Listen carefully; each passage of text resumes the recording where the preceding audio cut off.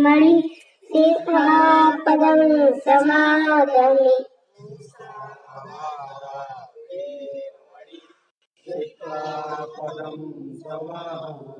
आमे सुमिच्चामे रहे मुझे पमादत्थाना वेरमणि सिक्खापदं समादयामि।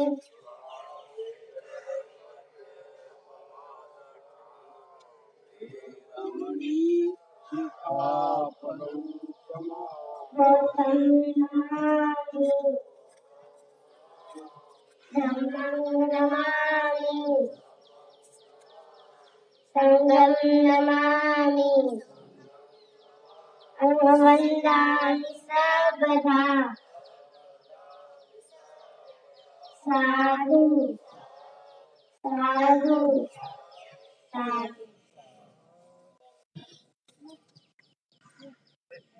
सम्मानित सम्मानित उपासक उपासिकाओं, जिस समाज में इतनी छोटी छोटी बालिकाएं धर्म ध्वजा को अपने हाथ में ले ले तो निश्चित रूप से ही वह देश बौद्धमय होने से कोई रोक नहीं सकता। यह निश्चित रूप से चेहरा भी नहीं आ रहा। अब सम्मानित एक माइक ले लो। सम्मानित उपासक उपासिकाओं, हमारे लिए बड़ी गौरव की बात है कि जिस वर्ग में, जिस समाज में, जिस देश में इतनी छोटी छोटी बालिकाएं जब धर्म ध्वजा को आगे बढ़ाने का संकल्प ले लेती है तो निश्चित रूप से उस देश को बौद्धमय होने से कोई रोक नहीं सकता। ऐसी पवित्र पहल परम पूज्य बनते अमर ज्योति के सानिध्य में यह धर्म ज्योति आगे बढ़ रही है। मैं अपील करूंगा आप लोग ज्यादा से ज्यादा प्रातः काले की वंदना में आने का नियमित कष्ट करते रहे। निश्चित रूप से आप एक दिन अपने मकसद में कामयाब होंगे। जय भीम, नमो बुद्धाय। नित्य क्रम को आगे बढ़ाते हैं।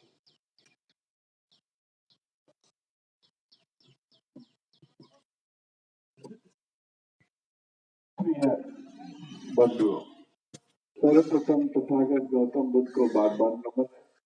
नमन है बोधिसत्व बाबा साहेब डॉक्टर भीमराव अम्बेडकर जी को और यहाँ उपस्थित श्रद्धावान उपासिकाएं और श्रीमान उपासक बंधुओं। आज धर्म पर तो चर्चा नहीं कर रहा हूँ, मगर कुछ बातें कहूंगा, उस पर ध्यान देंगे। पहली बात, आज बहुत दिनों बाद ऐसे पानी की टंकी के नीचे यह कार्यक्रम रखा गया है। बौद्ध किसे कहते हैं? बौद्ध कहते हैं जो जगा हुआ है, जो सजग है, जो अपने नियमों का पालन करता है, जो विधि विधान के अनुसार चलता है। बौद्ध उसे कहते हैं जो बुद्धि के अनुसार अपना कार्य करता है और उसके कार्य में रिफाइनिंग होनी चाहिए, सफाई होनी चाहिए, कार्य में दक्षता दिखनी चाहिए, तब तो वो बौद्ध है। और अगर कार्य में दक्षता नहीं है तो वो बौद्ध नहीं है।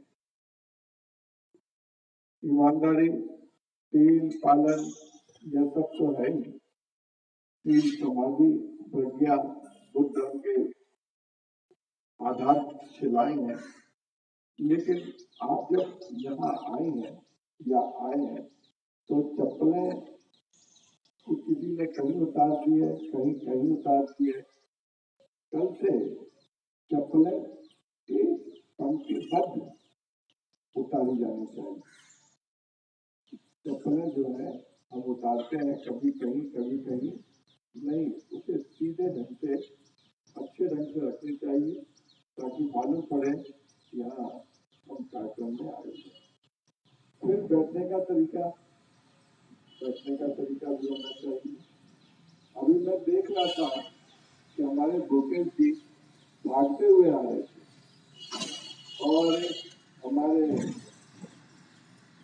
वकील साहब भी जल्दी जल्दी चले आ रहे थे, तो ये इसलिए जल्दी जल्दी उनका आना होता है कि उनको मालूम है 6 बजे से वंदना होती है, तो हम 6 बजे ही पहुंचे वंदना। तो वो जल्दी जल्दी भाग करके उनका आने का मतलब है कि वो कितने अनुशासनबद्ध है, कितना समय का ध्यान रखते हैं। अगर मुझे 2 मिनट देर हो गए, अरे नहीं भाई जल्दी जाना है, तो ये एक अच्छी बात है। दूसरी बात, धर्म को हम कर्म से पीछे रखते हैं, हम कर्म को आगे रखते हैं, धर्म को पीछे रखते हैं। लोग कहते हैं धर्म की क्या जरूरत है, हमारा तो काम है, यूं ही चल रहा है, हमें धर्म की कोई जरूरत नहीं है। और जब धर्म की कोई जरूरत नहीं है तो जैसा चल रहा है वैसा चल रहा है। बदना में जाने की क्या जरूरत है, हम घर में ही बदना कर लेते हैं, और घर में देखो तो घर में भी बदना नहीं होती है। अगर आप आते हैं यहाँ वंदना में समय पर आते हैं, घर में आते हैं, घर में करते हैं वंदना, तो बच्चों के साथ करेंगे। ये वंदना जो है नियमबद्धता के अलावा और कुछ नहीं। ये वंदना घर में करते हैं आप तो बच्चे सीखते हैं। जैसे अभी हमारी ये बच्चियां, इन्होंने वंदना पूरी बोली है और ठीक ठीक बोली है। बहुत दिनों बाद आज आई है इसलिए भूल गई है, वरना तो पूरी याद है। तो क्या है कि माँ बाप के आने जाने से बच्चों को संस्कार पड़ता है। वंदना संस्कार ग्रहण करना बताती है। घर में भी जब बच्चे उठते हैं सुबह सुबह, अपने बच्चों को सिखाइए कि दादा दादी है उनके पैर छुए, माँ बाप को जय भीम नमो बुद्धाय कहें, हाथ जोड़ करके कहें, झुक करके कहें, पैर न छुए। बहू है तो वो भी ये काम करे। कि कौन सिखाएगा, मैं तो जाकर के आपके घर में नहीं सिखाऊंगा, मास्टर जी तो सिखाएंगे नहीं। इसका सिखाने का काम है माँ का। माँ अपने बच्चों को सिखाए। देखो बंदे जी जा रहे हैं, उसको जय भीम नमो बुद्धाय करो। देखो चाचा जी आए हैं, इनको जय भीम नमो बुद्धाय, इनको झुको, इनके लिए पानी लेके आओ। तो कई बच्चे तो ऐसे हैं यहाँ पर कि मैं जब घर जाता हूँ तो बोलना नहीं पड़ता, अपने आप पानी, बिल्लू तो पानी तुरंत लेकर के आ जाता है, पानी लेकर आता है। तो कहने का अर्थ यह है बंधुओं, भिक्षु को घर आता है, अभी तक हमारे पास मुझे वेदना नहीं है, मुझे कोई तकलीफ नहीं है, फिर भी मैं आपको बोलूंगा, कोई मुझे तकलीफ नहीं है, फिर भी मैं आपको बोलूंगा क्या कि हमारे पास 30 दिनों की लिस्ट भोजन, और 30 दिनों की लिस्ट में हम उस हिसाब से जाते हैं। लेकिन यदि आप ये कहें एक भिक्षु को घर बुलाते हैं तो एक दिन पहले उसको निमंत्रण किया जाता है। जहाँ पर हमारे बंधु हैं, हमारे उपासक हैं, जो बोल देते बंधु जी कल आपका भोजन भात है, हमारे लिस्ट के हिसाब से 16 तारीख हमारी है, 18 तारीख हमारी है, 11 तारीख हमारी है, तो उस हिसाब से हम जाते हैं। हालांकि मुझे मालूम रहता है लिस्ट लगी हुई है, लेकिन फिर भी अगर वो कहते हैं तो अच्छी बात है। और अगर दूसरे लोग भी कहें तो इसलिए किसी भिक्षु को, मैं नहीं कोई भी भिक्षु हो तो उसे बुलाए तो एक दिन पहले उसको, या नहीं आते हैं तो वो बताएंगे कि आज मैं नहीं आ पाऊंगा, या आपको ये बताना चाहिए। घर बच्चे जिनके पास कोई भी बच्चे हो उनको एक दिन पहले निमंत्रण दीजिए कि भोजन के लिए। तो ये सब संस्कार है, आप अपने बौद्ध संस्कार आपके भीतर होने चाहिए। मैं ये नहीं बोल रहा हूँ, मेरे पास तो बहुत बड़े लोग हैं जहाँ, और ये जगह ऐसी है कि दूसरे भिक्षु को तो परेशानी जरूर होगी, नए भिक्षु को मुझे कोई परेशानी, मुझे तो यहाँ जब जिस जरूरत होती है उसी घर में चला जाता हूँ, मुझे भोजन मिल जाता है। इसलिए मैंने आज आपको ये बात बताई है कि भिक्षु को घर बुलाना चाहिए, और भोजन कराए तो भोजन कैसे पिलाते हैं ये भी आपको बता दूं। भोजन जब लेकर के आए उसके पहले एक थाली में पानी लेके आया जाता है और बनते जी को हाथ धुलाया जाता है। पहले हाथ धुलाते हैं, फिर तौलिया देते हैं, उसका हाथ पोंछते हैं, वो अपने आप हाथ पोंछ लेगा भिक्षु। उसके बाद फिर भोजन लाएंगे। भोजन जब देते हैं तो भिक्षु क्या कहता है, जो उपासक जो भोजन देते हैं वो कहते हैं, क्या कहते हैं वो बता। अधिवासेषु नो भन्ते भोजनं परिकंपितं अनुकंपन उपादाय परिगृणातु मुत्तमं। ये आप लोगों को याद नहीं है तो हम बताते हैं कि आप ऐसे बोलिए, हम बोलेंगे आप बोलिए, लेकिन ये भिक्षु को याद, उपासक को भी जानना चाहिए। अगर नहीं तो हिंदी में बोलते हैं, अधिवासेषु नो भन्ते भोजनं परिकंपितं अनुकंपन उपादाय परिगृणातु मुत्तमं। पंत जी, हमारे द्वारा दिया गया यह पवित्र भोजन, यह दिया गया पवित्र भोजन आप स्वीकार करें और हमें सुख समृद्धि के लिए आशीर्वाद दें। तब बनते जी उस भोजन को ग्रहण करें। ये नहीं है लो बनते जी भोजन ले लो खा लो, ऐसे नहीं दिया जाता। तो हमारे यहाँ फिर बनते जी भोजन करने के बाद उठे और चल दिए। आप उसे 1 रुपया भी दान दे सकते हैं, आप 1 रुपया भी दान दे सकते हैं। और भिक्षु को वहां बोला जाता है, नहीं आपको मालूम था, मैं 1 साल से नहीं बता रहा था, आप बता। क्या बोलते हैं फिर, दुख पत्ता आखिर उसको कहते हैं पुण्यानुमोदन। आपने जो भोजन दिया भिक्षु को, भिक्षु ने भोजन लिया, भोजन लेने के बाद 24 घंटे तक रिचार्ज हो गई उसकी बैटरी। उसका भोजन आपने दिया, वो भोजन से रिचार्ज हो गया और रिचार्ज होने के बाद वो 24 घंटे काम करता है। तो आप उसको, आप एक तरह से ट्रांसफार्मर है या जनरेटर है, उसको शक्ति देते हैं। भिक्षु को शक्ति कौन देता है, उपासक लोग देते हैं। भोजन जीवन की सबसे बड़ी पहली भूख है और उसका है भोजन, और भोजन सभी प्राणियों को चाहिए।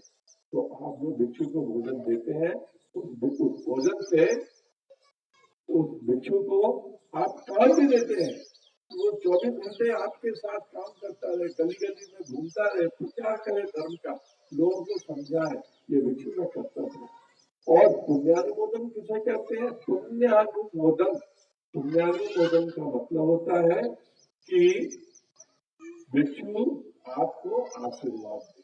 तो ये संस्कृत में है, दुष्पत्ता चलित दुखा, भय पत्ता चलनी भत्ता, शोक पत्ता चलनी शोका भक्तु सपेति पानी, एतावता च अम्महि सम्मतन पुण्य संपदन, आकाश तथा भूमथा देव नागा महिदिका पुण्य तक अनुमोदित्वा चिरं रखन्तु शास्त्रं। इस तरह से ये लंबा बोलते हैं। अगर आपने भोजन दिया और भिक्षु ने पुण्यानुमोदन नहीं किया है तो वो हराम का खाता है, ये जान लीजिए। और बराबर होना चाहिए। तराजू देखिए ऐसे है, आपने 1 किलो चीनी ली है तो 1 किलो आपको बटखरा भी इधर रखना होगा, बराबर होना चाहिए। तौलेंगे तो 1 किलो का बटखरा और 1 किलो का चीनी। उसी तरह से आपने जो भोजन दिया है उसको तौल करके भिक्षु को उपदेश देना, और ऐसा उपदेश देना है जिससे घर में सुख समृद्धि आए, लोगों को ज्ञान मिले, उनको अच्छा हो, तभी तो भिक्षु का काम है। और वरना साधु संतों की तरह भिक्षु आया, गपा गप खा लिया, चल दिया। आपको ये बता दें, आपकी जानकारी में ये बात आनी चाहिए बंधुओं। रहने दो, कोई बात नहीं, हो गया कि 227 नियम भिक्षु के हैं, और अगर कोई भिक्षुणी है तो उसको 311 नियम है, उसका पालन करना पड़ता है।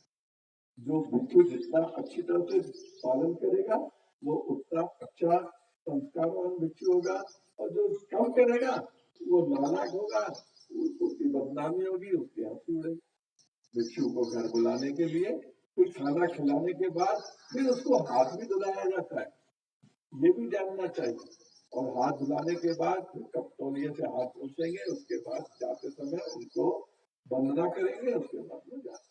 तो ये मैं इसलिए बता रहा हूँ कि आप लोग 1 साल से हैं और आप पूरी तरह से धर्म को समर्पित हैं, धर्म को समर्पित। इसमें अहंकार की बात नहीं है कि भिक्षु को ऐसे नहीं कहना चाहिए, ये इसलिए कि हमारे यहाँ नियम है और उस नियम के अनुसार ही चलना चाहिए। और एक बात जानना चाहिए, भिक्षु अगर जा रहा है तो आप उसे वंदनानी बोलते कहेंगे, जय भीम कहते हैं, नमो बुद्धाय कहें, जो आपकी इच्छा है कहें। और संते जी जब घर आए हैं तो लेटे लेटे आप वंदनानी नहीं करते, आपको बैठ करके करना चाहिए, पंचांग प्रणाम करना चाहिए, ये नियम है। लेकिन आप साइकिल से जा रहे हैं तो आप कर रहे हैं, कोई बात नहीं। तो ये सब नियम है, धीरे धीरे नियम को जानना भी चाहिए। आज हमारी बहन जी बहुत दूर से चली आ रही है, आज इच्छा हो गई आने की, तो मैं अपनी बात को यहीं पर विराम दूंगा। भूखे जी को आज थोड़ा सा मौका दे दीजिए। भूखे जी को, भूखे जी भूखे जी आ जाइए आप। बहुत दिन हो गए। कल हमने कहा था कि जोड़े से आए तो असर हुआ है, थोड़ा थोड़ा असर हो रहा है। ले लीजिए वो माइक ले लीजिए।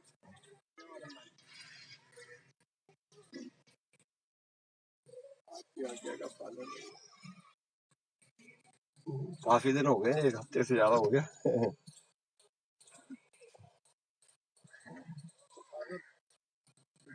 चालू चालू चालू कर, ओ उसे ऑन कर दो। मैंने बंद कर, नहीं ऊपर से, ऊपर से। 1 मिनट, ये रहा, ये रहा, ये रहा। कोई बात नहीं, 2-4 मिनट इधर, थोड़ी लेट भी शुरू हुई है आज। गौतम बुद्ध को नमन करते हुए, बाबा साहेब डॉक्टर भीमराव अम्बेडकर के चरणों में नमन करते हुए, इस वंदना प्रांगण में विराजमान भक्ति जी को गुड मॉर्निंग, सभी उपासक उपासिकाओं को जय भीम, नमो बुद्धाय। साथियों, आज मैं कुछ जो हमारे यहाँ परिपाटी जो चल रही है, पाखंडबाजी पे कुछ कहना चाहूंगा। कुछ समाज के लोगों को इसमें प्रभावित करता है। आज मैंने एक वीडियो देखा था सवेरे, तो उसमें बताया गया था कि हमारे पूज्य लोग जो भगवान राम माने जाते हैं, उनकी उत्पत्ति कहाँ से हुई। उसमें मैं नहीं बता रहा हूँ, वो जो वीडियो जो वो कथावाचक थे वो बता रहे थे कि उनको बता दें खीर से पैदा हुए थे, और खीर खिला करके बच्चे पैदा कहीं होते हैं, हमने तो कुछ सुना नहीं। लेकिन उस जमाने में कैसे हो जाते थे तो छुपे की बात ही है। कुंती, महाभारत में कुंती का नाम सब लोगों ने सुना ही होगा। कुंती के कर्ण पैदा हुए पारी से, लेकिन वो कान से पैदा हुए।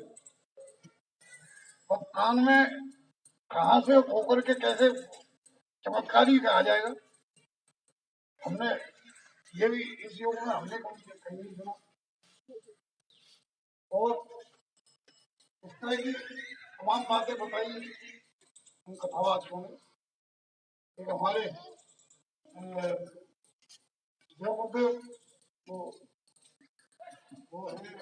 चंद्र शास्त्री जी ने कथावाचक है, और कथावाचक तो उन्होंने 3-4 लाइनें वो आपके सामने सुनाना चाहता हूँ। जिसने गुरु से ज्ञान लिया वो ज्ञान बढ़ाई क्या जाने, जिसने नहीं चाखी छाछ कभी वो माखन मिश्री क्या जाने। मानवता कैसी होती है बेदर्द कसाई क्या जाने, जो पला पड़ा है अमीरी में, वो बात गरीबी क्या जाने। पतिव्रता कैसी होती है, बदचलन लुगाई क्या जाने। जिसके पान में फटीन गुड़ाई हो, वो पीर पराई क्या जाने। तो ये लोग जो है हम तक केवल शोषण करते रहे और इसी बात को लेकर शोषण करते रहे। पंडित जी से अगर ऐसे कह दिया तो तुम नरक में चले जाओगे, पंडित जी को गाय दे दोगे तो स्वर्ग में चले जाओगे। भैया उसमें पंडित जी में कौन सी बटन ऐसी लगी हुई है वो उसमें स्वर्ग का बटन न लगे और नरक का बटन न लगे, ये तो हमारी समझ में भी नहीं आता। और गाय को डंडा मार दिया तो आप जो बहुत बड़े पाप के भागी हैं। भैया भैंस ने किसी का क्या बिगाड़ा है, भैंस को डंडा क्यों मारते हो भाई, उसने क्या बिगाड़ा है। गाय ने ऐसा क्या भला कर बनी है कि गाय को डंडा मारने से तो दोषी हो गए और भैंस को डंडा मारने से बड़े पवित्र हो गए। भैया भैंस ने किसी का क्या बिगाड़ा। हमारे जो पूर्वज हैं, हमारे बुद्ध भगवान है, उनका कहना अहिंसा, किसी के साथ में गलत व्यवहार मत करो। गाय है या भैंस है, ब्राह्मण है या वाल्मीकि है या ठाकुर है या जाटव है, कोई भी हो, सब पर दया करो और पशु पक्षियों पर भी दया करो, किसी हिंसा मत करो। हिंसा का विरोध किया हमारे तथागत को गौतम बुद्ध ने, हिंसा के पक्षधर नहीं थे। और बाबा साहब ने भी जहां लड़ाई लड़ी है वो अहिंसावादी ही लड़ी है, कलम से लड़ाई लड़ी है। कहीं मैदान में चल के गोली नहीं चलाई, न कहीं लाठी चलाई। वो अपने पिते महान शिक्षा उन्होंने प्राप्त की, उसमें माता रमाबाई ने बराबर का सहयोग किया। अपनी मेहनत मजदूरी कंडे बीन बीन करके उनको पढ़ाई के लिए योगदान किया। तो उनमें इतनी योग्यता हो गई कि ये यहाँ के लोग जो पाखंडवादी लोग थे, वो मनुवादी लोग, वो मनु के संस्कृति के हिसाब से चलते थे। लेकिन बाबा साहब में इतनी योग्यता थी कि ये जो यहाँ बात नहीं मानते थे तो अंग्रेजों के सामने अपनी बात रखते थे और अंग्रेजों के भय की वजह से उनको ये बात माननी पड़ती थी। घोड़ा गांव इसका उदाहरण है। घोड़ा गांव में एक बार ये संघर्ष हुआ था तो मात्र 250 महार जो है 800 मनुवादियों को भारी पड़े थे और इसका जो है तब से उनको ये छुआछूत से अलग कर दिए गए थे। तो अब ज्यादा समय नहीं है, कभी पूरा समय होगा तो बात करेंगे। जय हिंद।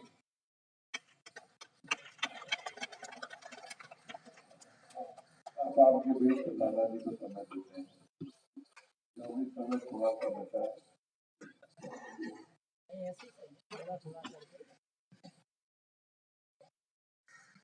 प्रातःस्मरणीय सम्यक बुद्ध को नमन करते हुए, परम पूज्य बाबा साहब डॉक्टर अम्बेडकर को नमन करते हुए, पूज्य भंते जी को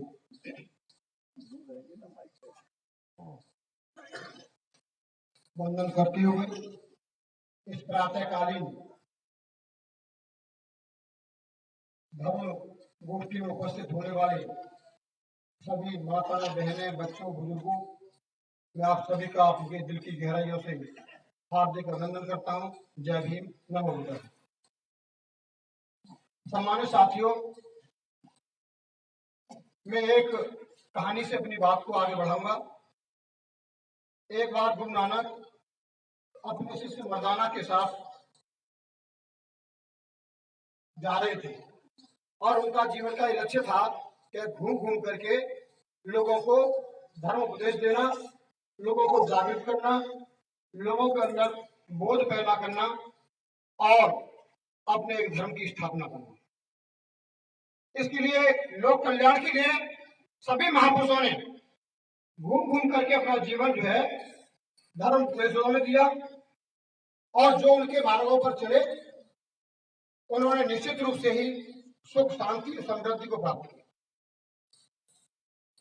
तो गुरु नानक मर्दाना जी एक गांव में रुके और जैसा हमारे पूज्य भंते जी ने बताया कि हर धर्म के कुछ संस्कार होते हैं। संस्कार उसे कहते हैं, वो नियम होते हैं जो हमारे अवचेतन में भी इतने गहराई से चले जाते हैं कि हम कुछ गैर में भी बात करें तो वही संस्कार बात लगे, वही लोक कल्याणकारी बात हो। जैसे आपने देखा है कि लोगों में गहराई में क्या उतर गया, राम राम, चाहे उसे भय से बैठाला गया हो, चाहे प्रशंसा से बैठाला गया हो, लेकिन लोग उठते आंख मिलते बीड़ी पियेंगे तो राम राम भैया, कोई भी आ गया राम राम भैया। तो इसी तरीके से संस्कार जो है हमारे इतने अवचेतन में चले जाते हैं। आज जैसे हमारे नौजवान बच्चों में उठते ही जय भीम उठ जाते हैं। तो गुरु और मर्दाना शिष्य जो है गांव में रुके, गांव वालों ने उनकी आवभगत की और उनके प्रवचन सुने। प्रवचन सुनने के बाद में जब वो जाने के लिए हुए तो कुछ लोगों ने उनके बारे में अभद्र टिप्पणियां की। किसी ने कहा हरामी है, काम नहीं करता है, भीख मांग के खा रहा है, अच्छा होता अपना घर चलाता, ऐसे करता काम चलेगा, यानी उन्हें अपमानित किया। उसने इस बात का महत्व नहीं समझा कि गुरु नानक ने अपना पूरा जीवन समाज सुधार के लिए अर्पित किया है। तो जब वो वहां से चले तो उन्होंने, गांव वालों ने, कुछ लोग पीछे गए, उसने सुना, उन्होंने आशीर्वाद दिया कि मैं इस गांव के लोगों को आशीर्वाद देना चाहता हूं कि वो हमेशा इस गांव में बने रहे, वो हमेशा इस गांव में ही बने रहे। इसके बाद में वो दूसरे गांव में जाकर रुके, वहां लोगों को इकट्ठा किया, लोगों को प्रवचन दिया, धर्म उपदेश दिए, लोक कल्याण का मार्ग बताया, लोगों ने भोजन दान दिया। और भोजन ग्रहण करने के बाद में जब उस गांव से विदा होने लगे तो उन्होंने उस गांव के लोगों को भी आशीर्वाद दिया कि मैं ऐसी आशा करता हूं, ऐसा आशीर्वाद देता हूं कि इस गांव के लोग सारे दुनिया में फैल जाए, इस गांव के लोग सारे दुनिया में फैल जाए, इस गांव में लगे। तो उनके शिष्य मर्दाना थे, वो रास्ते में गुरु से प्रश्न पूछ रहे थे। गुरु जी में ये नहीं समझ पाया कि हम उस गांव में गए थे, पहले गांव में, तो आपने लोगों को आशीर्वाद दिया चलते वक्त कि इस गांव के लोग इसी गांव में रहें, और दूसरे गांव के लोगों को आपने आशीर्वाद दिया कि इस गांव के लोग इस गांव में न रहें, सारी दुनिया में फैल जाए। तो इन दोनों में क्या अंतर है, मैं समझ नहीं पाया। तो शिष्य को समझाते हुए गुरु नानक जी ने कहा कि हम जिस गांव में पहली बार गए थे वो लोग सत्य का महत्व नहीं समझते, वो लोग कुसंस्कृत हैं, वो लोग असभ्य हैं, और असभ्य आदमी, कुसंस्कृत आदमी जहां जाएगा वह उपद्रव पैदा करेगा, अशांति पैदा करेगा। इसलिए बुराई, गंदगी जितनी कम समय में हो और वो वहीं नष्ट हो जाए तो ज्यादा बेहतर है। इसलिए आपने देखा है कि आपके घर में भी, अड़ोस पड़ोस में भी गंदगी हो तो उसे वही दबाना पसंद करते हैं कि गंदगी दब जाए। आदमी उपद्रवी होता तो कहते हैं किसे घर में बंद कर दो, यही है, समाज में न जाए, शराब पिया आया तो यही प्रारंभ से बंद करो, क्यों, ये जहां जाएगा वहां उपद्रव फैलाएगा। और जिस दूसरे गांव के लोग थे उन्होंने भोजन दान दिया, गुरु नानक की पवित्र वाणी को सुना और उन्होंने आचरण में ढाला, और उसका परिणाम यह दिया कि जब वो विदा हुए तो उन्होंने संस्कारवान की तरीके से उन्हें विदा दिया, अभिवादन किया। तब उन्होंने कहा कि इस गांव के लोग संस्कारवान हैं, इस गांव के लोग जो है निश्चित बुद्धवादी हैं, ये निश्चित अगर जाना जाएंगे कुछ न कुछ संदेश छोड़ेंगे। इसलिए ये मैं आशीर्वाद देता हूं कि ऐसे भले लोग जहां भी जाएं वहां भलाई का संदेश छोड़ेंगे तो लोक शांति होगी, लोक कल्याण होगा। इसी तरीके से आपकी एक छोटी सी गोष्ठी एक इतना बड़ा संदेश देगी, इतना बड़ा संदेश देगी कि एक दिन लोग ये महिमा कहेंगे कि पवित्र पूज्य भंते जी के सानिध्य में भगवान बुद्ध की देशना और बाबा साहब का संदेश सुनकर के इतनी पवित्र और इतनी ज्ञानवान पीढ़ी पैदा हो रही है। इस परिवारों की लड़कियां जिस घर में जाएंगी लोग ये महसूस करेंगे कि भाई उस जगह से, उस बस्ती से हमारे घर में भी कोई लड़की आए तो हमारे घर रोशन करे, वो जो संस्कारवान है, वो ज्ञानवान है।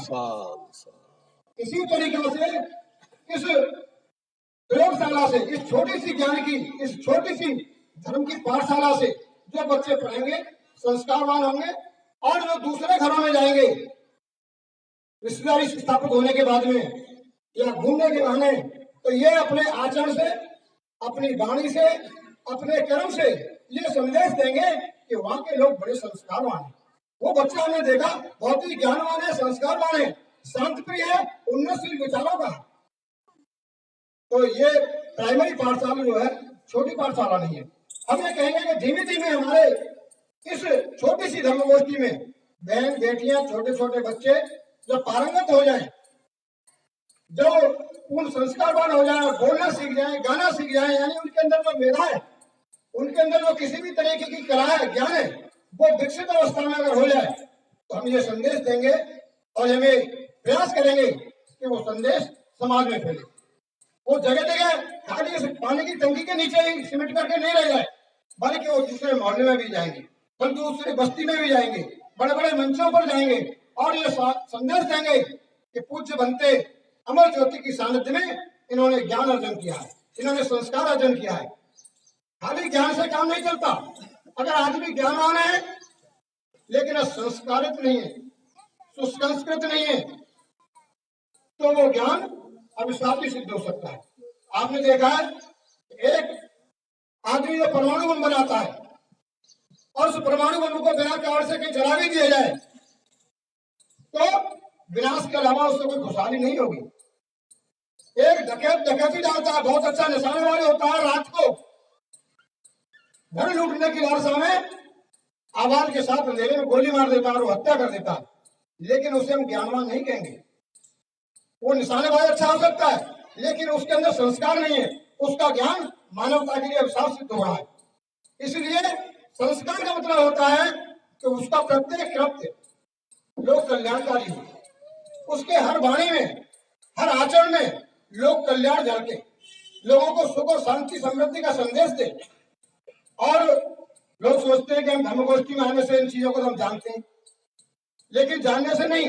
किसी चीज को हम नित्य कहते हैं, नित्य कहते हैं तो वो हमारे अंदर जो है, हमारे अवचेतन मस्तिष्क में भी ऐसी चली जाती है कि हम अवचेतन अवस्था में भी कोई दुष्कृत्य नहीं करेंगे।